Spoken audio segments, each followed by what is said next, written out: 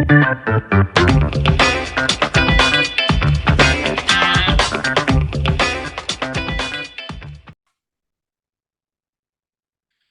right, we are back with another episode of the Real Estate Investing Club. It is a sunny Friday here in Seattle, Washington. I swear to God, every single house around me is mowing their lawn right now. So if you hear anything in the background, it's because there's mowing going on. Today is a great guest. We got Matt Faircloth with us from the DeRosa Group. Matt has 15 years of experience in, you name it, fix and flips, office buildings, single family apartment buildings. He's done it all. A lot of wisdom to jump into here. So Matt, thank you very much for hopping on the show. Yeah, thanks for having me, man. I appreciate you. Absolutely. I told you right before we got on here, we like stories. We like to hear how people got to where they are. So why don't you take us back to the beginning 15 years ago? How'd you get started in real estate? Yeah, sure. No problem. So I got started in real estate in like 2003, I think. That my girlfriend, now wife, put a copy of Rich Dad Poor Dad in my hand when I was a traveling sales rep. Yeah, right. If a girlfriend puts Rich Dad Poor Dad in your hand, marry her, Yeah. And so I did, and we've She's been like, married all for right, this is how we're gonna make it, buddy. You just got to go do it. Yeah, I know, right? This is it. Go do it. Go build it. So we with Rich Dad Poor Dad in my hand, and that really turned my head towards the power of real estate. And so I was living in a little townhouse, and the landlord was concluding our lease because she was going to sell the property.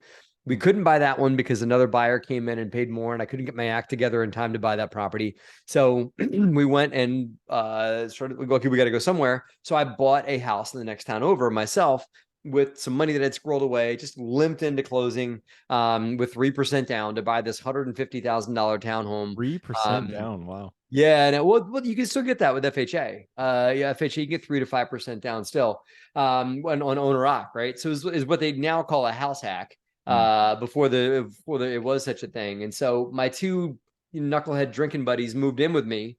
And they were I was like, okay, just pay me what we were paying the last landlord, which was $500 per head per month, right? So they're like, yeah, okay, yeah, we'll just keep paying that. The thing is, the mortgage payment of my new house was $940 a month. So my two roommates were paying me $500 a month a piece, and my mortgage was $940. So I was making $60 a month living there for free, and I still had a day job. There right? you go. Sounds like a deal. Yeah. So yeah, I win. And I was like, oh, this is interesting. And I'm now now I've got all this income coming in from my job, and I'm not putting it towards housing anymore. So what do? Well, I paid off all my student loans, paid off all my debt, paid off all my bad credit cards that I had that were just revolving and stuff like that. And within 2 years, I was bad debt free. So it was a great view, and that turned my head to the power of real estate. So when Liz and I got married, we agreed that I would quit my day job, and I was a traveling sales rep at the time, and she was making enough. And again, because she drank the Rich Dad Poor Dad Kool-Aid too, she was like, here's the deal. I'm going to go to work. I'm going to earn income. You are going to go build a business. And so I did. And so that's how the DeRosa Group was born in 2005, when I quit my day job, and her and I got married in September, going up on 18 years worth of marriage this September this year. So yeah, man. And I got to rewrite that bio that you got there, because it's now been 18 years worth of business that we've been Time in. Flies, right? 3 years. Yeah. Passed. Yeah, man. So and a bit more on the origin story. So we got married, and we retained that single family home that I was in. I just put another person in the bedroom that I had vacated, and they ended up living there, paying rent.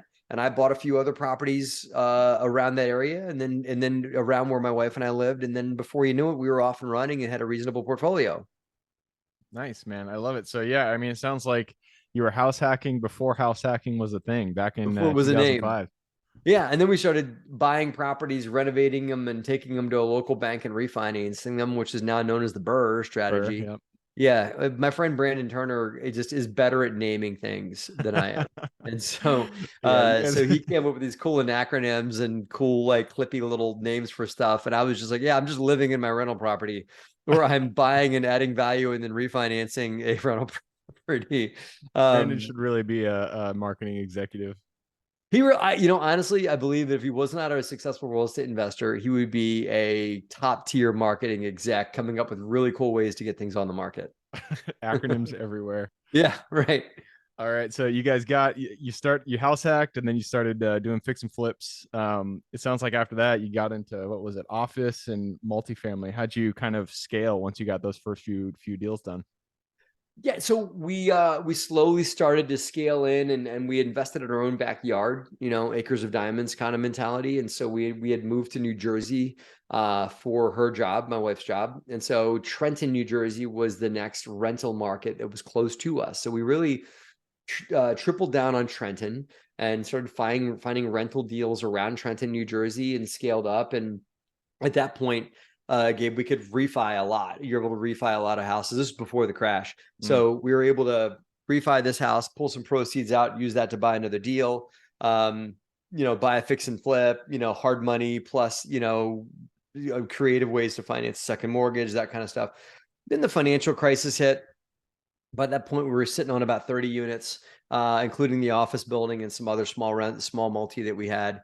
Kind of hit a wall for a little while, as many people did. Kind of got stagnant, but also just figured out a way to get some flips done and kind of limped our way through the market a bit until my wife and I got reconnected to a guy that she went to college with, who at this point is now a stockbroker in Manhattan. And he's working 80 hours a week, young executive is trying to climb the ladder and make a name for himself.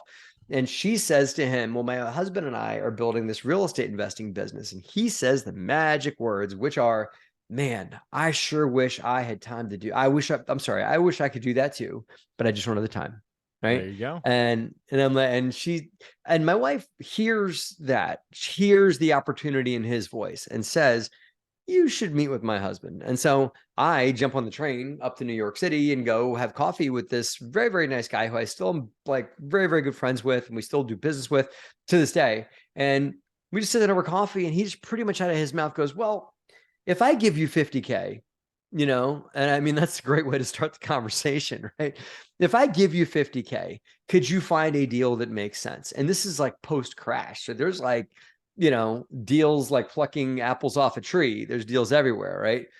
You just got to find a way to finance them. And so I've got this guy with equity. And so we went out and found two little townhomes in Trenton that the owner used to owe 100K a piece on.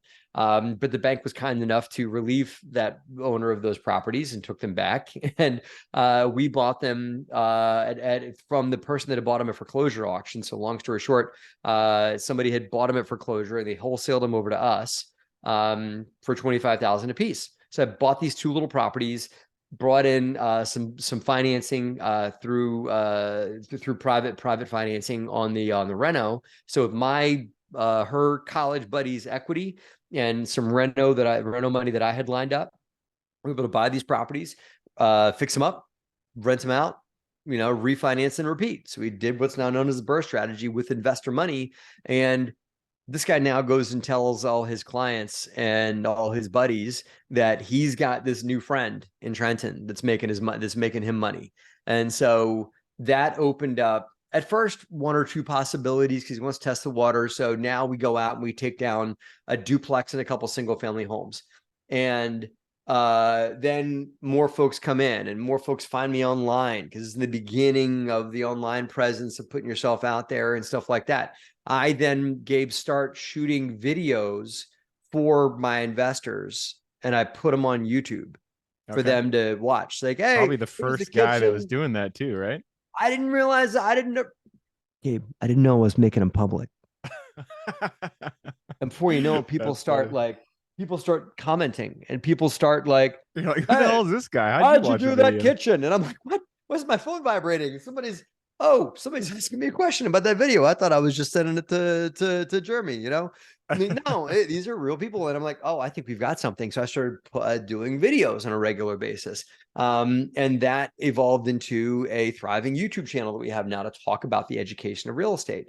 My wife finds this startup website that is doing real estate education and blogs and online writing. And they just launched a podcast. And so she cold calls them to say, hey, my husband and I want to write articles for you guys because we're, rising real estate investors. We've got stories we can tell.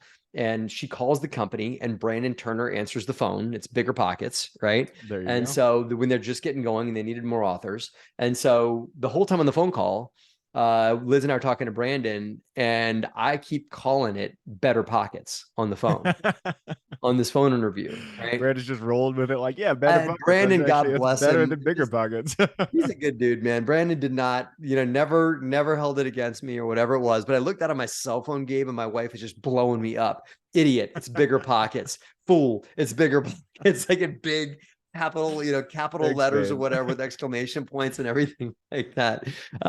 So we must have said something right because he approved us to write articles for them, and that just slowly started to open up more and more possibilities. And as the possibilities opened up for investors, that enabled us to pursue larger and larger real estate opportunities. So the duplex single family home portfolio, then next round turned into a couple of 4 families. Then next round turned into a 10 unit. The next round turned into an 18 unit. The next round turned into a 49 unit, and we were off to the races from there.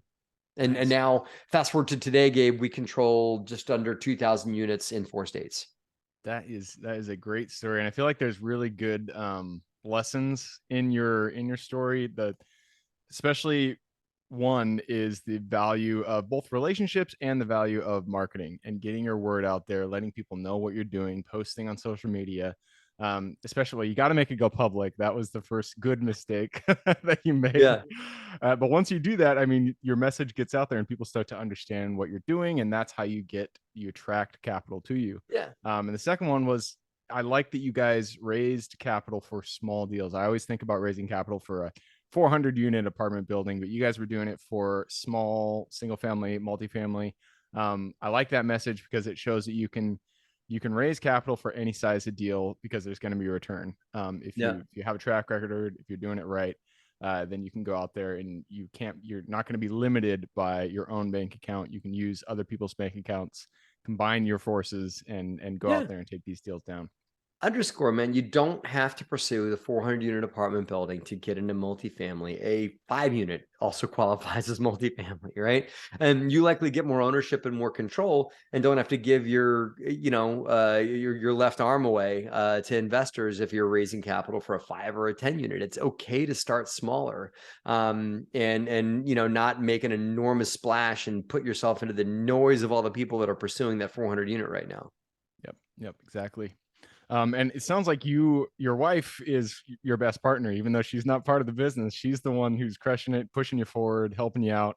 And it does sound like you guys are kind of complementary in that fact. She's part of the, I mean, like DeRosa is her mother's maiden name, just so Ah, you know. there you Like go. that's where that name comes from. So I married a very Italian woman that would probably slit my throat if I ever tried to cut her out of the business, like the horse in The Godfather. So let's put that there. But she's also like a board member. Hmm. I'm the active operator of the DeRosa Group, but she is a trusted advisor. She's very into being the muse, if you Hmm. will. If you're familiar Yep. with that term, that's like the inspiration The that inspiration. Yeah. whispers the right ideas, the right direction into the ear of the warrior, so if I'm out on the battlefield with my sword and my armor, she is the muse on my shoulder saying like, look left, there's a bad guy on There's the a guy on left. your left. Yeah, take I out love that it. guy on the left and climb to the mountain on your right. Yep. So yeah, that we're a good partnership that way. Yeah, and I want to use that as a segue. In real estate, there are different roles that need to be taken, different personalities that need to fit together. It's not, we always think of, your own strengths and you feel like this is the thing for real estate. This is what needs to happen in there. But there are so many different roles, different roles that need to be filled to get a deal done. And I Mm-hmm. know that you have an assessment that you use to help people identify which role they fit in. Tell me a little bit more about that, what you call it, Yeah. and how does it work? So, Gabe, I found out the wrong way that not everybody's wired for every role in real estate because I'm like, I'm not propping myself up here, but I'm actually a pretty nice guy. But the problem is, Gabe, I'm too nice Mm. to be collecting rent. I am Yes. too nice to be dealing with contractors because if they tell me they had another job or if the contractor, like this is the true story, Gabe. One guy, his father died 3 times in 6 months. That's I impossible. can't, I cannot work. My father has died. I'm like, oh man, I'm so sorry. Then the second time, oh, maybe it's his wife's father. right? Maybe, Language barrier, something's call wrong. that guy dad, me call the second guy dad too. I get it. And then the third time your father died, I'm like, oh, brother, hang on, man. How many dads you got, Fool me once. Yeah, right, right, right. You fool me the second time, I'll still buy it, because I'm a nice guy. But anyway, you need people in your business that are great at certain things. And there are people in the world that are great at negotiating payment terms with tenants and that can be empathetic, but also can be, draw a hard line in the sand. There are folks that can put contractors in a headlock and squeeze a correct project out of them. And there are people that can raise lots of capital and get attention for the company and raise their hands in the air and get attention for their business that turns into dollars and opportunities. And one more thing, Gabe, there's also I have a background in engineering, but I'm also not that great of an underwriter because you really have to have really good financial background. You also have to have a lot of patience, and you also have to, just know how to build out a really good financial model. And I can understand them. I've built them before, but it's not my forte. I can muddle my way through it, but it's not my 100% core strength, right? Mm-hmm. So there are people whose core strength is building financial models. They couldn't raise a nickel. They couldn't get their mom to invest with us, but they can underwrite a 100-unit apartment building like nobody's business and create a business plan that is bulletproof, right? There are different skills that are necessary in this business. And too many people, perhaps some people that are listening to this podcast right now, are not quite where they want to be yet in their business because they're spending too much time doing what they ought not to be doing and not enough time focusing on their core genius and how to apply that to their real estate. Yeah. Yeah. I could not agree more. And it's really hard, especially when you're building your business. It's hard to stick to your strengths because you do at the very beginning, let's face it, you do have to take all the hats on. You got to put them on.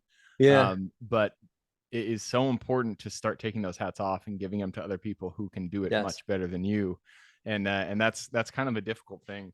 It's not Difficult that, thing. and I will say this to add to that, right? The person that's got the 1 to 2 unit or the 10 unit, whatever it is, as you grow, it's good. It's cool to do the things you're not supposed to do. And I did collect rent, and I learned how to be a little bit tougher about it. But I'm like, okay, this is not my core strength. This come natural to me, and we can do things that don't come natural to us. But we're never going to do. We can like learn the habits to do things in a mediocre or an average way, but you're never going to be great at it.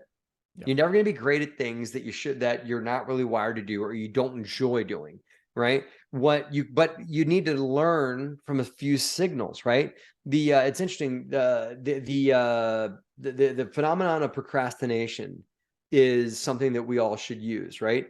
If you're procrastinating on something, use it as a signal. That means you don't like doing it, right? And that means you probably shouldn't be doing it long term. Mm. So whatever it is in your business that you jump into and you can't get enough of, and looking at deals, I literally am a dork and I could go on LoopNet and you could just lock me up in a cave with LoopNet for hours, and I would just sit and look at deals and go, "Ooh, look at that! I bet I could do something. Oh no, that's a garbage deal. Let's not do that. Ooh, look at this." I find myself when I'm watching stupid television shows my wife makes me watch.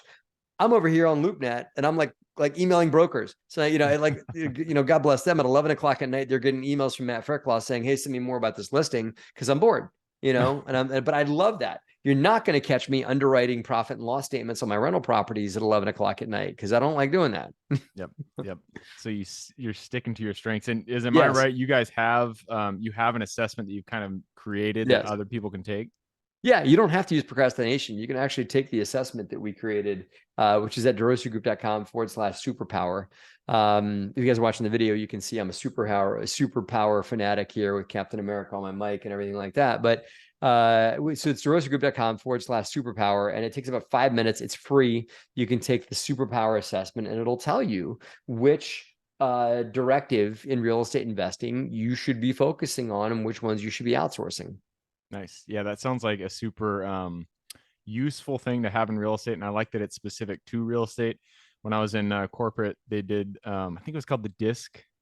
I think it was like the DISC thing. It's a Yeah. personality test. Really useful to know how to work in teams. But to have Yep. that type of test specific for real estate, I feel like is a tool that a lot of people can really benefit from, especially when Yep. you're just getting in and you need to know how how you would best fit into a real estate team. So So the that's a disc really is good. one of the inspirations for the assessment. So if you have taken the disc, this the real estate assessment we will be giving you guys it's very similar in the profiles that it builds. I mean, with regards to like dominance, detail, extrovert, introvert, that kind of thing, because those things all play into successful real estate operators.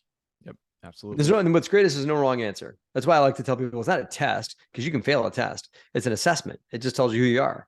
Yeah. Yeah, and that's something to really keep in mind with any personality test. Is just it's really just telling you how the world is Yeah. working, not how it should be working. And super important to remember that. But I just took a peek at the clock. It looks like we are running down the timer, so I got to move us on.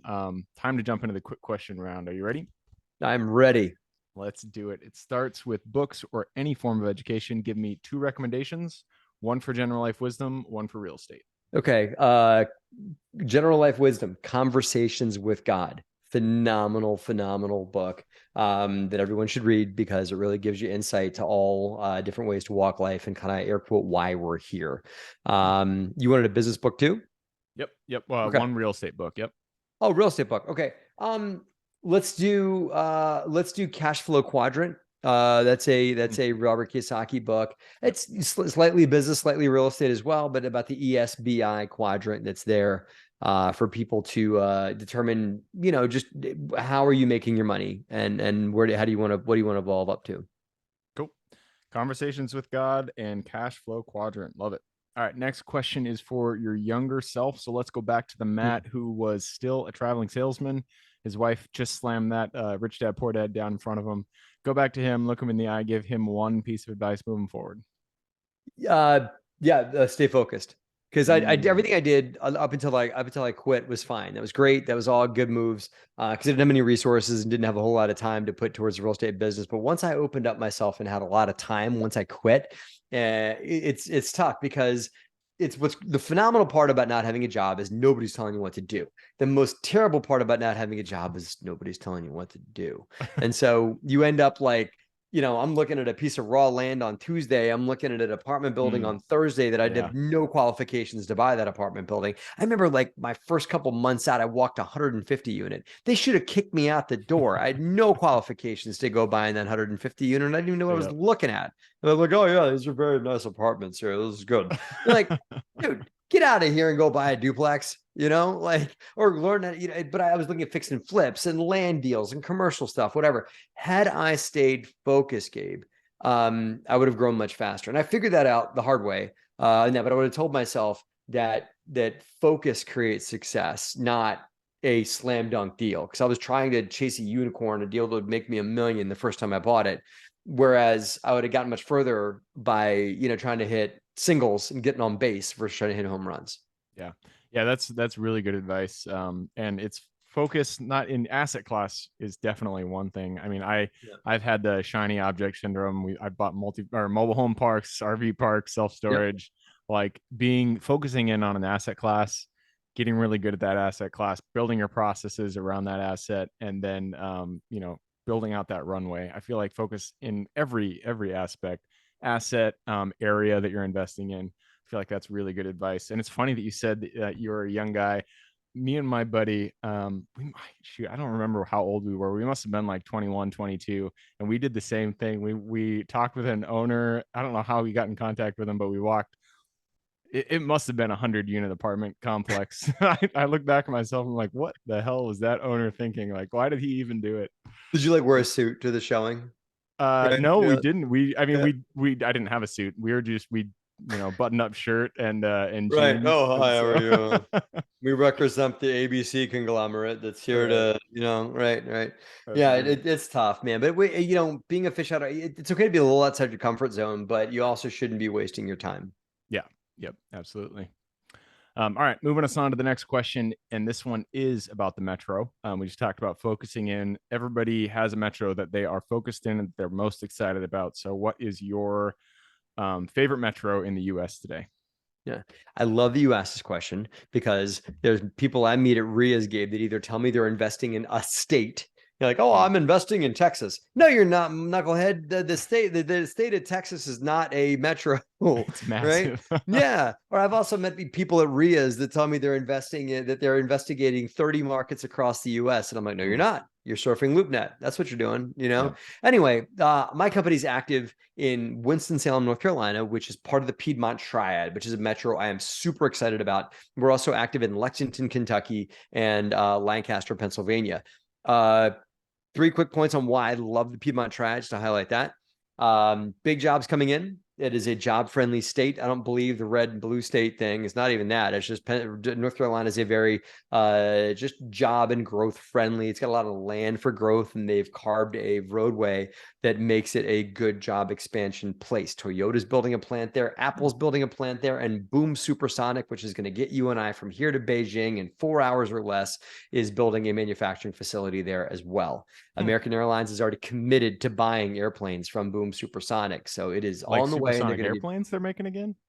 Yeah, they're making so what was the I name of did the not know that. Concorde? Right. Yeah, the Concorde. Okay. That was like defunct, what, like 10 years ago, Well, something it like that? crashed and killed a bunch of people, so that's no good, Really? People are like, all right, we're done with that. Yeah, we probably shouldn't make those anymore. That's bad. But we've gotten to a world where, and they've increased the tech a ton on supersonic airplanes. Interestingly enough, they won't fly over land because of the sound that it causes when it breaks the sound. Boom, right? That's why they call it Boom Supersonic, right? Appropriately named company. Right. But yeah, they're going to be producing airplanes ready for flight, I think, in 2025. So we live in a very exciting, changing world. But short answer to your question, yes. And they're designing the airplanes to the point where the plane ticket to ride on the supersonic airplane is going to be equivalent to what you pay, give or take, in business or first class. And they can get you from here to London, where I sit in Pennsylvania, from here to London in probably 2.5 hours. And from where you are in Portland, or you're in Seattle? Seattle, yeah. Seattle. From there to Beijing in about 4 hours. Wow, that is really Think about how cool. that changes the world, dude. Seriously, that is really cool. Seriously, you could fly to Beijing and back for a meeting, maybe have one overnight there. Yeah. Versus spend an entire day to get there. Yeah, right? I mean, it's going to bring the world together. Flight that gets me down to California. It's like, that's going to change things a lot. That's really cool. It's going to connect the world. So it makes sense why you're investing there. That's but they're making those airplanes in the Piedmont Triad. Love it. All right. Next question is about finding deals. It all starts with finding the deal. So what's your favorite way to find good deals? Find jobs like I just talked about, but also deals. You're talking about find that once you find the market, right? Okay, let's pretend that I pick markets based on jobs, right? Because I can't, that's the number one factor. Finding deals, we pick a certain sectors of the markets that we're in. We're investing in mid-sized multifamily. Most mid-sized multifamily is not direct to seller. You can try that, like sending sellers letters and that kind of thing. We've gotten some feedback and some success with it, but like 90% of the deals we do are brought to us by brokers. And so that means that you got to do relationship management with brokers. Yeah. Although a lot of people are trying to buy mid-sized multifamily, it's still a way smaller pool of people that are looking. And so, and the amount of brokers that are active in mid-sized multifamily in certain markets is smaller. So it pays to become really good friends and really close to the brokers that are there. Touch them once a week, call them, how's it going? Get to know the names of their kids and what their anniversary is and when their birthday is and all that. And get to know. I got one friend of mine, I don't do this, but a friend of mine in Texas, every time she closes a deal with a broker, as a thank you, she sends him like a schwanky bougie Rolex style watch. Oh, wow. I love that. To the broker as a thank you. Like, thanks for that. That's a really cool. I don't send Rolexes, but I send. I mean, she's buying $10 million apartment buildings from him, so she could afford a $10,000 watch. Exactly. But still, what were you say you do? No, I like the idea, and I've been trying to do it even with my property managers, with people that I work with. I try to send them gifts to show appreciation. You can send people cash, but I feel like gifts is just. It has a bigger emotional impact, and I feel like it's you put thought into it. I like that idea, especially when you're talking about larger deals. A Rolex is such a small. I'll give you one more. Right, the Rolex is one thing, but even better for staff or for people that you really appreciate, send them unsolicited gifts on not dates that matter. And it's not on their birthday or on, hey, you just helped me close a deal. Just on a random occurrence. Just send them like, hey, want to let you know I appreciate you. And it's out of nowhere, send them like a coffee mug with their name on it or something like that, you know? And there's a great book on the topic called The Thank You Economy, that everybody should read. Nice. I like that. Yeah. Good nugget right there. I'm going to move us on because we're over time, but screw it. You know, it's our podcast. We can do what we want. Next question is about mentors. None of us are islands. We all stand on the shoulders of giants. So give me one mentor who has contributed significantly to your career today. Joe Fairless, all day Joe long. Fairless. All right. Yeah, great friend of mine. Look up to him like a brother, and he's a great human being, and he's about as humble as they get. If he was behind you in the line at Walgreens, you wouldn't think twice of him, yeah, you know, and all that, because he's a in a good way, a average approachable guy, just like you and me. And he doesn't think he walks on water or anything like that. But he's built a $1 billion company and still wears cool looking flannel shirts, you know, in that. So I'm blessed enough to call him a friend, and he's taught me a ton and given me like little whisper nuggets in my ear when I needed to hear it, that made me go left or go right when I needed to hear it. So we don't talk every day, but when we do, it's because I need advice on something and he's able to give it to me. So, all right. Well, shout out to Joe. What's his book? It's the best ever apartment syndication, something like that. Yeah, best ever apartment syndication book, and he's got the longest running daily real estate podcast called The Best Ever Show. Nice. Congrats to him. A daily one. I tried daily at one point. It's hard. It's just so much It's a time. grind. And obviously he doesn't record daily. He just like picks 1 or 2 days a week and he just grinds it out. And he also subs it out. He still owns the brand The Best Ever, but he's got other co-hosts, other folks that host the show too. Yep. That makes sense. All right, last question. This is for the listeners. You've given us a lot of good advice. I'm sure people want to reach out, get in contact with you. What is the best way for them to do that? Everything about us is at our website, derosagroup.com, DEROSA, derosagroup.com. They can hear about learning from us, you know, our education outlets, including the free multifamily or just real estate personality test called the superpower assessment. They can, if they want to look at some of the passive opportunities we have, that's there at derosagroup.com. And they can even pick up a copy of my book, Raising Private Capital, at derosagroup.com too. All right, perfect. I will put that link in the show notes. So if you guys want to reach out or get, I'll put the other link to derosagroup.com/superpower. If you guys want to take that assessment, just click the little more in the description. It'll pull down the full description, and in there you can find those links. All right, Matt, that wraps it up. Again, thank you very much for hopping on the show. Gabe, thank you so much for having me. I appreciate you and your show and your audience. Absolutely. For everybody who's here with us today, thank you guys for showing up. You are the reason we do this. So if you guys have any questions whatsoever, reach out to me, Gabe at therealestateinvestingclub.com. And if you guys want to support the show, all we ask is you drop us a review on Apple, or I don't think Spotify has reviews, but do it on an Apple. It's the best way to support us. Other than that, I hope you guys have a great week. Keep rocking real estate, and I look forward to seeing you on the next episode.